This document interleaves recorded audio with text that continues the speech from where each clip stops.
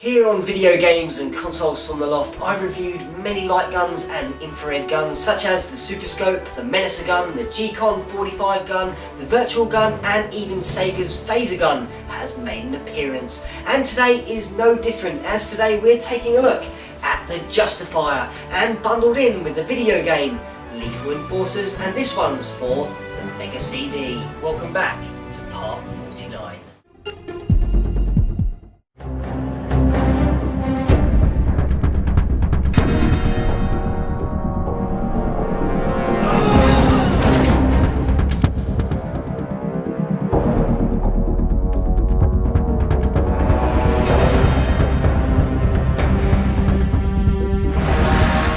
Well, hey everyone, and yes, today we're taking a look at the Justifier light gun and the rail shooter video game Lethal Enforcers, which have been married together within this box set. The Justifier light gun was first introduced by Konami, the Japanese developer and publisher of toys and games, in 1992, and the Justifier was placed and positioned at the front of an arcade machine to make its debut alongside the game. Yep, you've got it, Lethal Enforcers.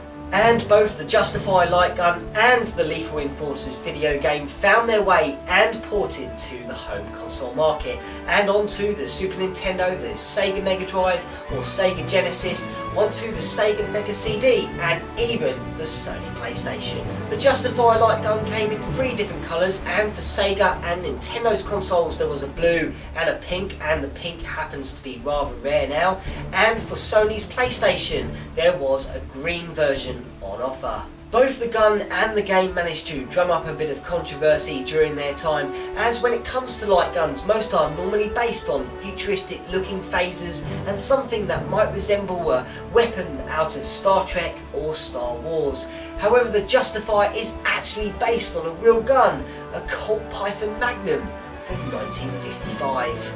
As for the video game, well, that drummed up some controversy for the use of real people who acted out the criminals, the hostages and the passers-by throughout the video game, as during the 90s the world of digitised graphics and full motion video were upon us, and which brought at the time a much bigger and better sense of realism to many games, and was extremely popular due to the interactive technology at the time.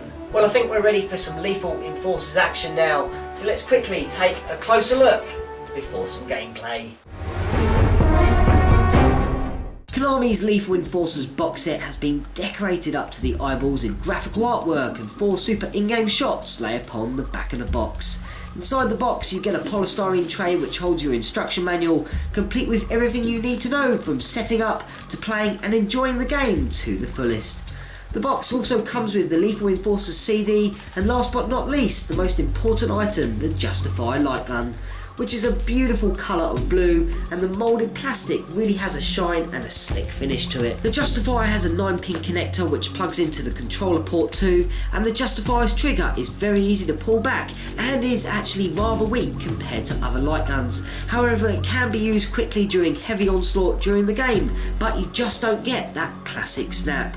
There is also a start button, and underneath the Justifier there is a port, which is where you plug in your extra light gun so you can play a 2-player game. But make note that the extra light gun has a special connection. And that's all that's in the box. So let's grab the Mega CD, connect the controllers, insert the game, and away we go.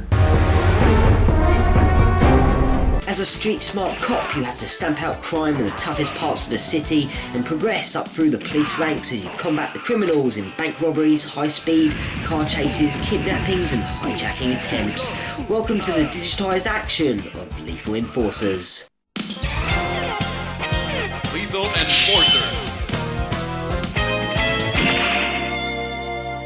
At the main menu there are 5 options which enable you to select the controller you are using, whether it's a 1-player or 2-player game. In the options menu you can select the difficulty mode, game mode, sound mode, and there's also a sound check option. And finally, within the main menu you can adjust and set up your aim correctly. Oh, and just as a side note, the Justifier light gun will not work with LCD and plasma TVs. Lethal Enforcers throws you straight into the action of a bank robbery scene, and all guns are blazing while you try to take down down the robbers and avoid hitting the hostages.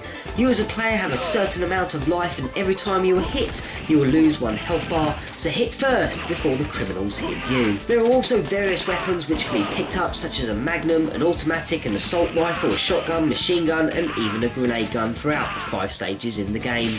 You as a policeman will be ranked after each stage, and you must make certain grades to progress to each of the following stages, and failure to avoid hitting hostages and misfiring will decrease your grade, and you'll more than likely have to redo the stage all over again. Lethal Enforcers starts off fairly slowly, and the background of the bank is extremely pixelated and is rather off-putting. However, throughout the next few stages the action becomes more intense and the backgrounds do improve and look more realistic. Overall, Lethal Enforcers is a cult classic rail shooter which brought a new interactive look with those digitised graphics which at the time were amazing, but are however now completely outdated and don't hold up all that well today. But Lethal Enforcers is a game that should be never overlooked, especially by gaming enthusiasts.